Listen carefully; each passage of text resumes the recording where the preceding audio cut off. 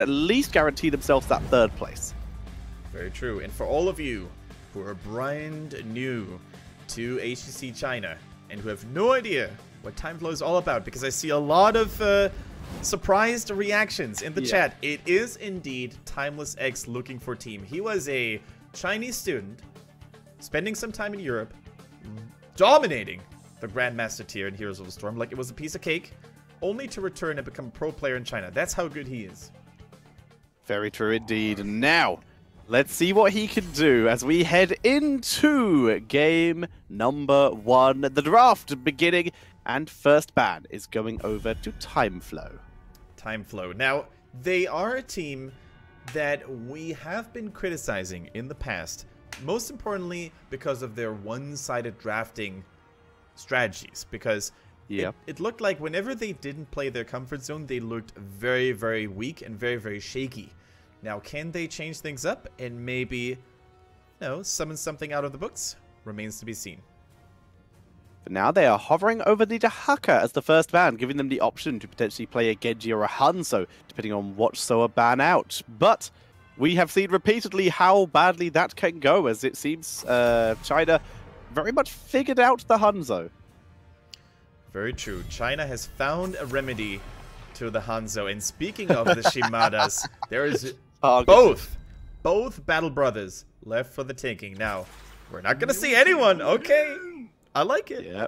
I think that makes sense. We know that Timeless can have a little bit of an issue in terms of hero pool he feels comfortable with. Garrosh is his go-to. With Soa batting it out, it makes a lot of sense to just get Timeless on whatever his second best hero is to make it so that he doesn't get completely choked out. And it's a little bit of a contradiction to the way Timeless usually, or originally, had gained a name for himself, right? He was extremely flexible in the way he played the melee assassins and the warriors, but not so flexible in terms of how he actually built them, because he was doing his own thing and he wouldn't listen to anyone telling him to do so otherwise. Don't need to listen to people if you're right. There's that Hero League logic. So, we see Soa taking a fairly long time with their first 2 picks here. Greymane I expect to be one of them, as he has been left available. But no, Uther Sonya also very acceptable. Alright, take notes, ladies and gentlemen, to everybody who complains about a lack of hero variety in HGC China. That's the wrong league to complain about, because we're already starting to see the lack, the missing of both Japanese heroes. Genji and Hanzo. Completely ignored, despite Hanzo being pretty effective on this map. The scatter arrow build, very good at clearing the objective. Very true, but there are other heroes that are really strong when it comes to zoning people out, when it comes to dominating those shrine areas. Arthas comes to mind, could actually work as their dedicated bruiser / soul laner as well, if they want ETC to be the main tank. Sonya, of course, benefits from the exact same thing. The life leech, if used on all those skeletons, is just insane. This is true. This is true. As we do see Greymane coming in, that wasn't too surprising, but it's where we go from here where it starts to get a little bit interesting. A lot more options pop up once the originals are gone, and here we go. Alex Straza coming in for TimeFlow. They used it in their first series that they actually played, leading to a very solid win, using the Abundance build to basically give Garrosh the extra speed and give their team the extra healing they needed to get the engage. Garrosh is not available here, but we do know they can play a very solid Alex Straza. The Queen is back, and I think Infernal Shrines proves to be one of the stronger battlegrounds for her. Not just because she's good at rotating early, but most importantly because she's strong at maintaining control over that shrine. Not necessarily because she causes a lot of problems for the enemy team, but also due to the sheer presence of the Dragon Queen. Oftentimes you will see teams retreat, similar to an Odin Tychus, just because they're so afraid and they're paying so much respect to the increased healing and wave clear and disengage power of the dragon. Yeah, it's a pretty big deal. The wind buffet especially can be huge. We saw it used to great effect against the Diva. Didn't win in the games yesterday, but being able to just wind buffet the Diva away was quite cool. A interesting trading of cooldowns there. Also an interesting ban. I mean, Alex Strasser was just locked in. Would they have really gone for an Alex Strasser Stukov double support backline? Supported before, so not the most surprising. Yeah, I don't know what to think of this Sukov ban. Maybe they did play a strategy like that before in scrims or previous matches, but I think it's a little bit of a waste here. But what I do like is the hovering over Tyrael potentially, because Tyrael continues to be such a staple. Anubarak, though, if you've watched previous game between the One and their opponents from Sunny Line, you will see how much impact good old Anubarak can still have. Although he seems like a dusty hero, like an older hero at this point, his kit is still pretty damn powerful. He is very, very strong, but I'm still not sure how I feel about that being banned out over the Tyrael, considering Tyrael has a 100% win rate here in HGC China. Very true. And it's not like Infernal Shrines is a bad map for him by any means. Quite the opposite is the case. Like, if you drop a good Sanctification there in the Shrine Zone, or you lock somebody in or out, depending on what your team needs you to do with a Holy Ground, you can still get tons of value in. Yeah. I mean, I'd stick him up there with Greymane of name a bad map for Tyrael. I don't really think there is one, except maybe Blackhearts, and that's not in the pool. Thank God. Oh my goodness. don't even get me started on Blackhearts Bay. Kendrick's having flashbacks to the Nexus games, where his team Germany did win a game on Blackhearts. That's very true. And I can't say I'm very proud of my German countrymen for doing this, because it was very sneaky, and it was not enjoyable to cast by any means. Alright, so we have Arthas and Jada coming in here for Soa, so Tyrael slipping his way through. Soa not on board the Tyrael hype train yet. Yeah, the Symphony of Frost and Ice is back online here between Arthas and, of course, Jaina. And those two together can make for a very dangerous team composition, because look at the sheer amount of CC that we have right now. There's a little bit of soft CC, the slows coming in, but also the hard CC provided by Uther and Sonny with a Mystical Spear. And they still have the ranged role open as well, so they could go for something like Vala to lock it out. And there goes the Tyrael, very nicely chosen. Yep, and Tyker's percentage damage to ignore Arthas's physical armor that he has as a default. And of course, Overkill is very solid for kiting, so gives them good opportunities there. Very much a fan. And also Tyker's one of the few assassins that comes with spell armor with the form of his Neosteel plating talent at level 13. That can be a huge deal when protecting yourself against a Jaina. And here's the one thing that I'm asking myself right now, Tetcher. If you know, as Team Soa, that you're going for heavy CC, look at the amount of CC they've got, why would you ban the Tyrael? Because Sanctification could literally be the one thing that ruins your day. Not sure, unless they... Other than the fact that Arthas is not very mobile and they were afraid of Flading Swipe. That's maybe. That's the logic I would have to go for. But they already locked in the Alexstrasza. Either way, it's so weird, and I'm still trying to figure out the sense behind it. But we're gonna take a look now at the final pick for Soa. There is a couple of options, maybe a false stand. Yeah, they're still discussing. I'm gonna make up their minds. Let's see what we're gonna see. Well, could be that guy. No, he made it in, and Tyrael's in the game. But Tychus does not have the same kind of explosive follow-up to a Tyrael judgment that a Falstad would, and Greymane would have to put himself potentially out of position if we were to see the judgment style. Alright, last pick Hanzo. Feels good, man. I think somebody was really happy that he still got to play him after all. Indeed, I expect so. I would agree with you. But I still really like the Tychus pick. I think it's going to give them a lot of counter-objective control with that Odin especially. I think so too. Odin also makes yourself unstoppable during the transformation process. You have 25 armor to begin with, so that could also be a very useful tool to keep all that CC onslaught that Soa has brought to the table at bay. Indeed it will. So, which team do you think came out with the better draft overall? I think personally that Soa's draft is a little bit too predictable. It's a little bit too one-sided. However, it can still work. But I think Alexstrasza, my queen, I do not dare to disobey her. I'm going to go with TimeFlow. What about you? I'm thinking... I do like the Hanzo as this late of a pick. I am a big fan of the Jada as well. I think Tychus might be a big problem for it. I'm going to go with experience here and lean towards Soa. I think that TimeFlow's team is very solid, but I have concerns about Alexstrasza as the solo support when there's that much CC. Alright, we're gonna find out which draft will reign supreme eventually. For now, we're gonna introduce one of the two new and upcoming teams in HGC China. It is TimeFlow, featuring the man, the myth, Timeless on that Tychus this time around, switching from the main tank role. Cat playing ETC this time, 11 on the Grey main, Atui on Alexstrasza being the main support queen, and F-Show on that Tyrael. And on the right-hand side, it is start over again, with Fei on the Sonya, Uncle G on the Uther, TY on the Hanzo, Clog on the Arthas, and Molly is bringing out the Jaina.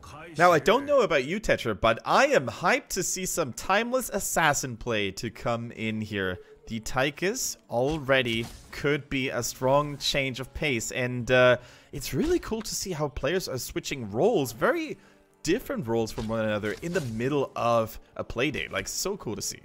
It is very interesting to see indeed. We'll have to see how well he's able to do to keep himself out of trouble. So that, like I said, there's no cleanse, so a lot of pressure is going to be on Tyrael once he has sanctification for keeping people alive, which is why he has gone for the team-based shielding.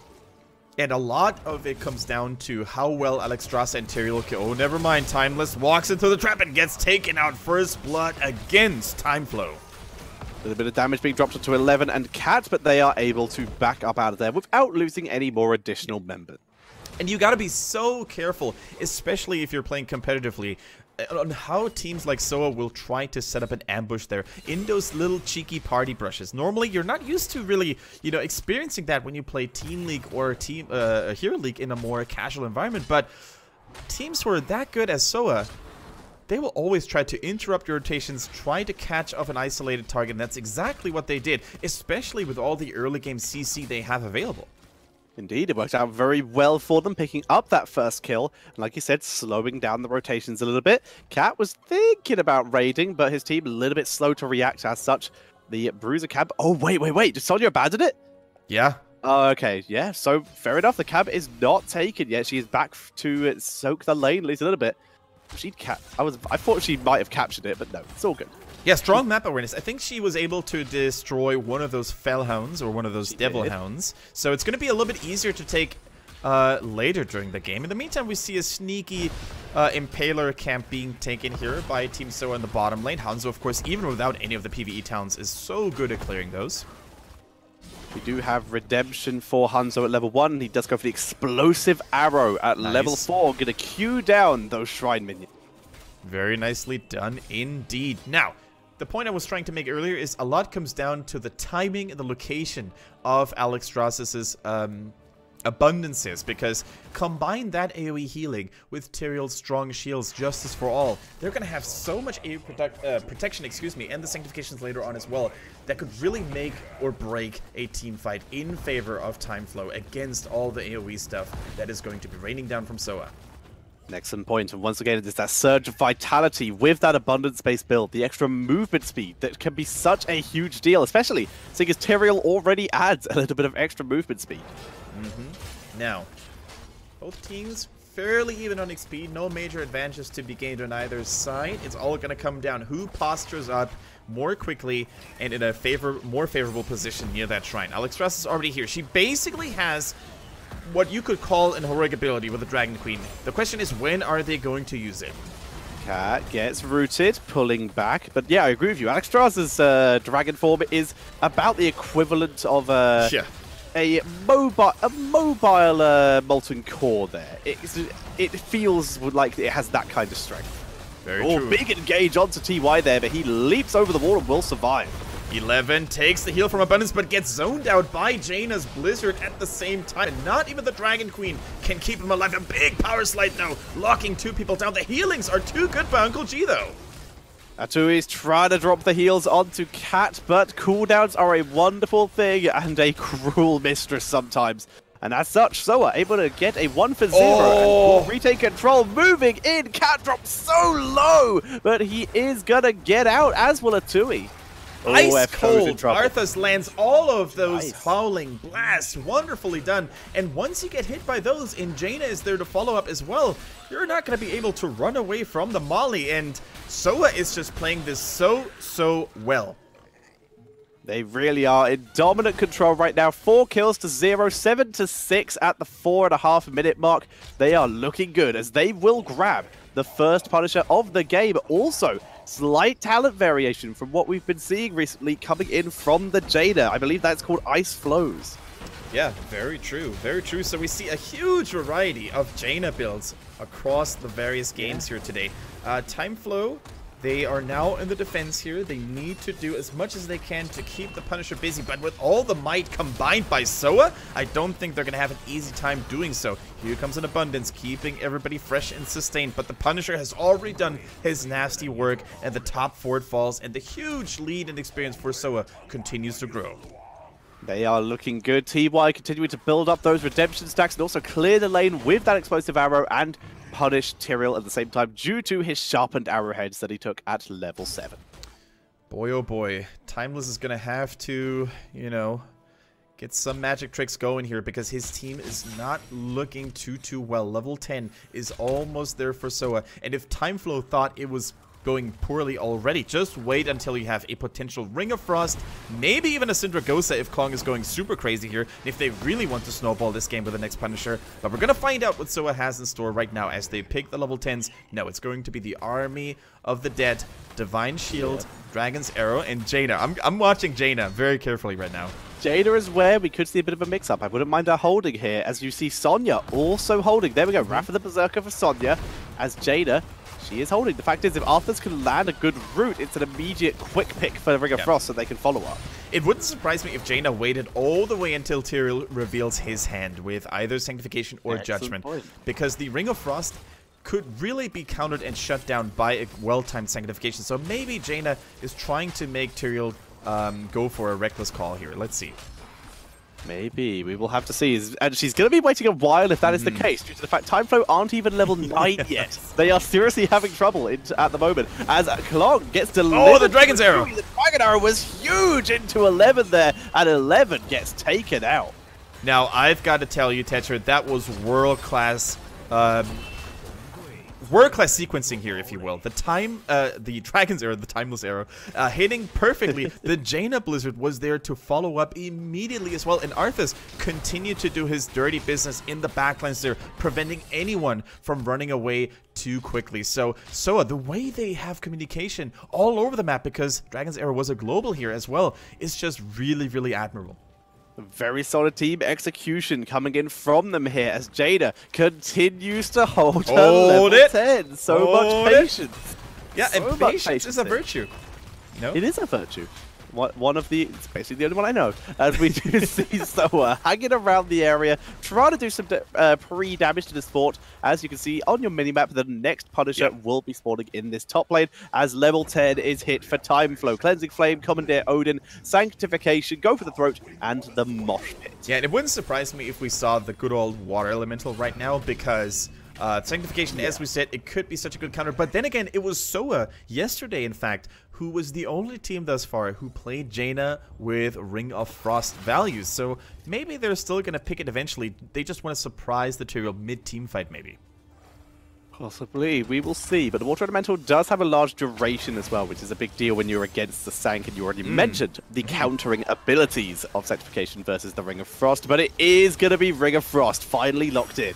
Ring of Frost it is. Ladies and gentlemen, let's take a look at that staring contest between Tyrael and Jaina. Klong getting focused down, but he's tanky Arthas. Here goes the Odin transformation. Timeless in the backline. Another transformation going down for A2E. We have Dragon Queen and Odin online, and immediately Soa is retreating. Klong with a beautiful route though. Soa, like you said, retreating. They're going to wait it out, but this will give TimeFlow a good amount of time to try and start capturing this. We see Cat getting hit by the Poison Spear. Klong moving in from behind. He's got a great angle here as they move forward. Mosh Pit hits nothing, and Cat is destroyed by TY. And both the Cleansing Flame and the Sanctification too late to save ETC. The Ring of Frost captures F-Show in there. Hanzo comes in with a minus armor as well. Atui is caught. Not even the Dragon Queen can escape the ruthless onslaught by Soa. This went terribly, terribly wrong for TimeFlow. As Timeless retreats back to his mid lane to clear up the only survivor from TimeFlow. And like you said, that fight went terribly wrong at the end there. Another very solid Dragon Arrow coming in from Hanzo, really setting up that. Here we go. We take another look at that. Now watch ETC. The Sanctification a little bit too late. Tyrael actually got stunned by the Dragon's Arrow as well, preventing him from using Sanctification any earlier. Now, the Ring of Frost doesn't really connect, but it is good zoning and additional slowing there as well. Timeless makes it out alive, but the same cannot be said about A2E. Yeah, Tui was desperately trying to get the Dragon Queen form back, as he did take the level 7 talent to lower the cooldown by ETC, but was unable to do so due to, you know, being 1v5. And now the onslaught continues. The Purple Punisher is aiding Soa in their endeavor to really get something going in the top lane against that keep. The Dragon's Arrow not really getting the most of value, but it isn't even needed. And keep in mind that so many high impact cooldowns are still available. Here comes the Divine Shield, never mind, not even needed. Tyrael gets blown up to pieces. Sanctification is not even ready yet. Yeah, Tyrael drops a little bit of extra damage onto Arthas on the way out because trait value, as we see TimeFlow attempting basically a last-ditch defense on this keep, but Cat is basically just condemned himself to death as Faye picks up the kill and Cleansing Flame just too late. Timeless dies as well. The Dragon will get a little bit of poke damage, but that's really it. I think too late is the motto of this game, unfortunately, for TimeFlow. Both Sanctification and Cleansing Flame and the Dragon Queen remained largely unimpactful, and Soa is just skyrocketing themselves ahead with a 3-level lead, Tetcher. They really, really are. They're in so much control of the game right now. Jada's even safer than she has been at this point. She's taken the extra Blizzard range. The whole idea here, just stand back and don't die, let the team do the work, and it's working so well for them. Yeah, and that also allows Jaina, of course, to land that infamous combo of Ring of Frost on the outer Scourge and a nice Blizzard in the middle of it to guarantee the value and the damage value. And with the extra radius from Ice Flows on her Code of Cold and the root at level 16, yeah, Jada's looking at a pretty solid build right now. And now Soa, they're trying to open the wall here by going for the right wall piece. Come on, one more hit, please. There we go. So now opening the wall pieces here in Heroes of the Storm is so important. A lot of teams are not really doing it too much. When I play Hero League, for example, the gate is much tankier in the first place, and if you get that wall in early, you still have vision. And that's the most important thing. You have vision on what the enemy defending team is trying to do.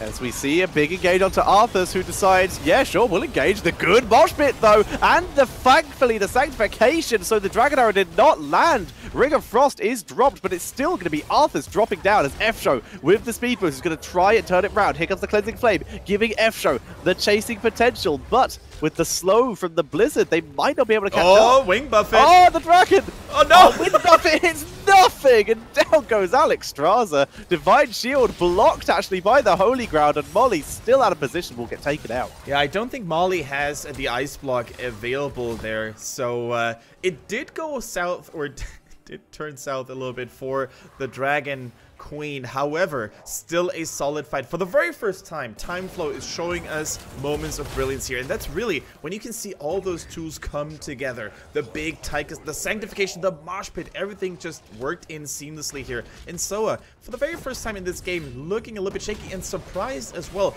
However, long cooldowns now until Alex Straza has Dragon Queen ready. Sanctification is going to take a little while, and Odin actually surprisingly still ready. Yeah, I've also just realized very quickly, I am wrong. Alex Straza went for the self-heal on the Flame Buffet, by the way, at level 7. So she is giving herself a little bit of self-sustain. But despite that really good fight, Soa are still ahead by 2 levels, 2 solid levels at that. And as such, they are the ones taking the objective. They're going to give up this fort. Yeah, and very interesting as well to see is the level 13 choice with Life Unbound, which is oftentimes underrated in my personal opinion. Oftentimes it's Pacify that's picked over and over again like a mini Shrink Ray. And Life Unbound, on the other hand, deals damage around the target that is being healed, and it also scales with the health missing on the target. So the stronger, or it's usually used on frontliners for the most part. Keep that target safe and sound. High HP benefits more from it. So let's see how much value that talent can get. As we see TimeFlow making an aggressive play. Sang and the Dragon Arrow both not getting much value. F-Show trying to mount up in the sanctification. Here comes the Cleansing Flame onto F-Show, giving him a chance to escape. Holy Ground is used. Sonya from the side. Moving on to 11 here. The Whirlwind is good, Kendrick. The Whirlwind is good, and actually the second bounce by HGC helping Sonya out to get closer. F-Show is down. The Ring of Frost is tearing things apart in the backline for TimeFlow. One after the other is falling, and Soa is in full pursuit.